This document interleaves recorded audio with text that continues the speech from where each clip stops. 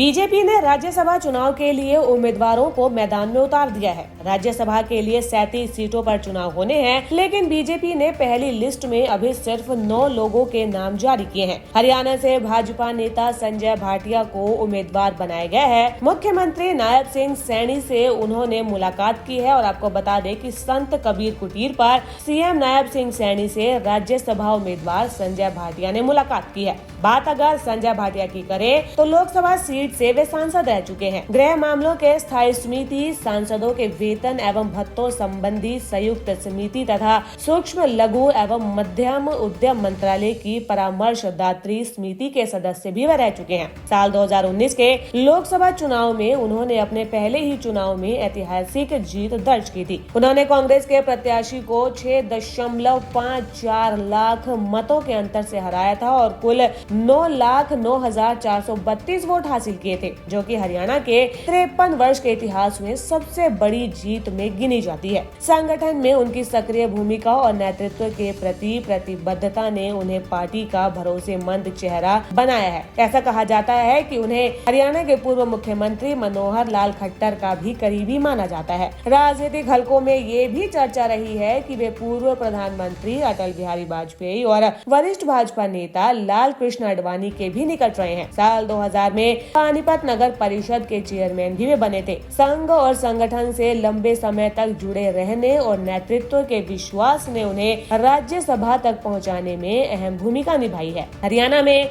BJP ने राज्यसभा चुनाव के लिए पंजाबी समुदाय से आने वाले वरिष्ठ नेता संजय भाटिया को उम्मीदवार बनाकर कहीं न कहीं एक बड़ा राजनीतिक संदेश देने का काम किया है। पार्टी का ये कदम न सिर्फ हरियाणा की सामाजिक समीकरणों को साधने की कोशिश माना जा रहा है, बल्कि ये भी अंदेशा लगाया जा रहा है कि जो ये कदम है न सिर्फ हरियाणा को देखते हुए बल्कि आगामी पंजाब के विधानसभा चुनाव को देखते हुए भी इस तरीके से ये लिया गया है। अभी आपको बता दें कि हरियाणा से राज्यसभा सांसद किरण चौधरी और रामचंद्र जांगड़ा का जो कार्यकाल है वो 9 अप्रैल तक का ही है। अभी ये दोनों सीटें भाजपा के पास है और फिलहाल के समीकरण की अगर बात करें तो बीजेपी और कांग्रेस के खाते में एक सीटें आ सकती है। राज्यसभा चुनाव की अगर बात करें तो हरियाणा विधानसभा में कुल 90 वैध मत है, जिसमें की बीजेपी के पास 48, कांग्रेस के पास 37, निर्दलियों के पास 3 और इनेलो के पास 2 वोट है। राज्यसभा एक सीट पर बीजेपी की जीत तय है और क्योंकि संजय भाटिया के नाम का ऐलान पहले ही किया गया है, इस हिसाब से देखा जाए तो उनका राज्यसभा जाना लगभग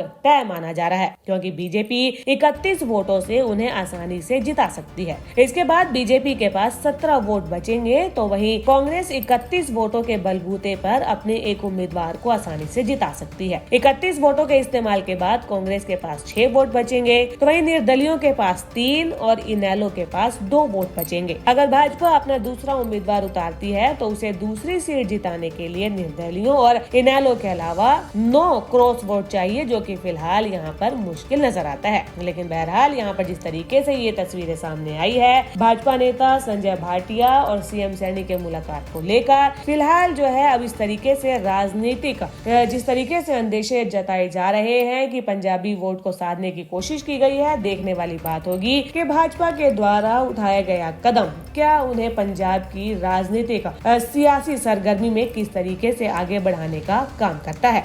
चंडीगढ़ से न्यूज़म के लिए ब्यूरो रिपोर्ट।